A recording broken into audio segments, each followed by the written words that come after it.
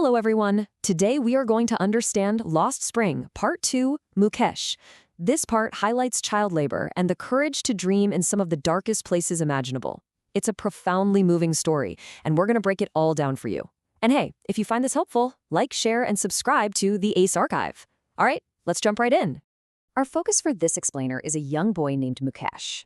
Now, in a world where children are basically conditioned from birth to just accept a life of total misery, Mukesh really stands out. Why? Because he harbors an incredibly bold ambition. He doesn't just want to survive. He dreams of becoming a motor mechanic. And that single dream completely sets him apart from the bleak reality he was born into. Before we look closer at Mukesh, let's ground ourselves in what the author is doing here. The chapter is written by Anise Jung, and she's someone who actively explores real-life social issues. She isn't just telling us a sad story, she's carefully analyzing the grinding poverty and the really harsh, thoughtless traditions that essentially steal childhood and freedom from millions of children. To make sure you capture all the key points for your exams, here is our roadmap for today. 1. A motor mechanic's dream. 2. The furnaces of Firozabad. 3. Misery and blind tradition. And 4. The vicious circle and courage. Grab a pen because you'll want to take structured notes on this. Section 1. A motor mechanic's dream, daring to be his own master. Let's start with the one real spark of hope in this narrative. Notice the sheer conviction here.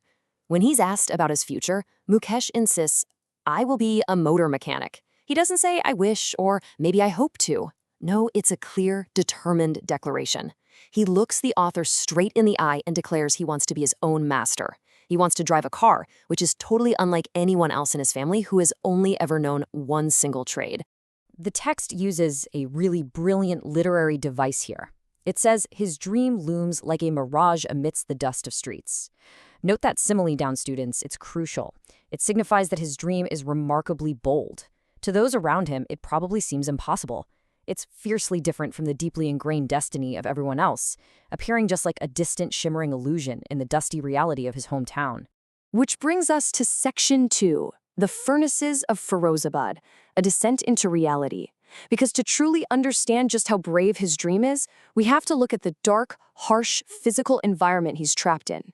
Mukesh lives in Firozabad. Make sure you can define Firozabad clearly for your exams. It is the absolute center of India's glass-blowing industry, famous nationwide for its bangles. In this town, almost every single family is engaged in the singular, highly dangerous trade of making glass bangles. And this brilliantly illustrates the total lack of social mobility here.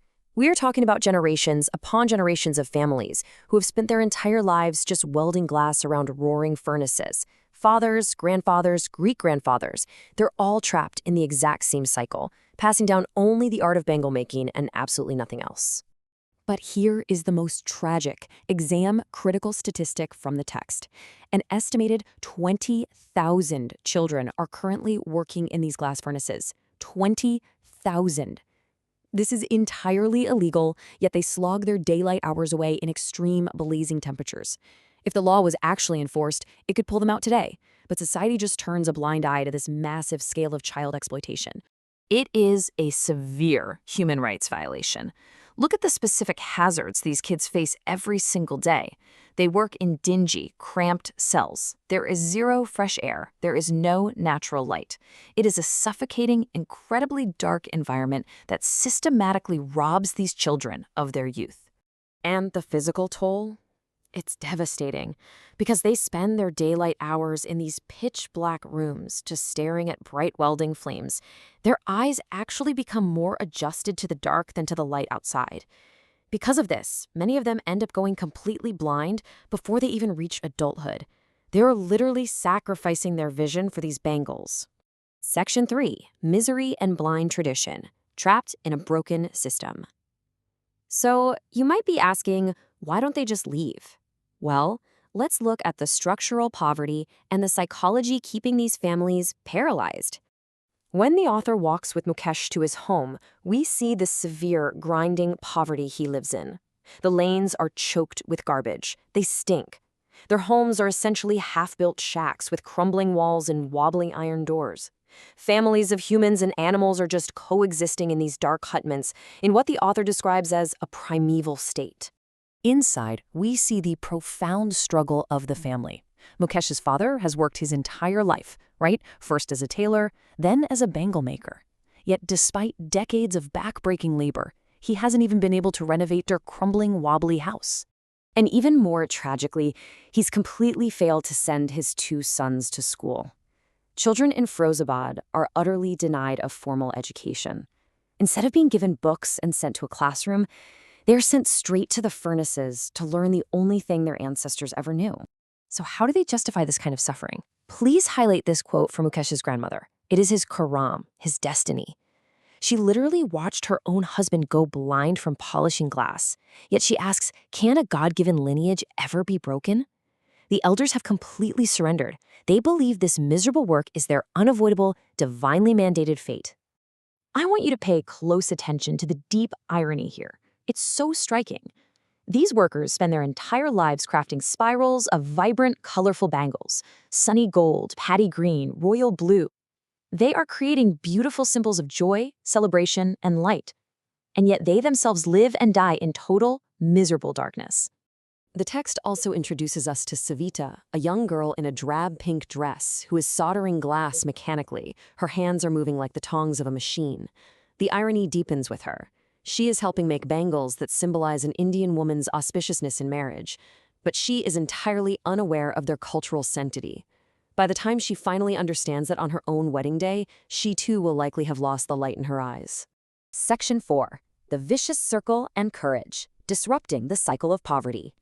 Let's look at why they can't just organize and demand better treatment. What are the forces exploiting them? When the author asks some young men why they don't form a cooperative, their answer is chilling. They are trapped in what they call a vicious circle. This is a vital concept for your exams. Who is in this circle?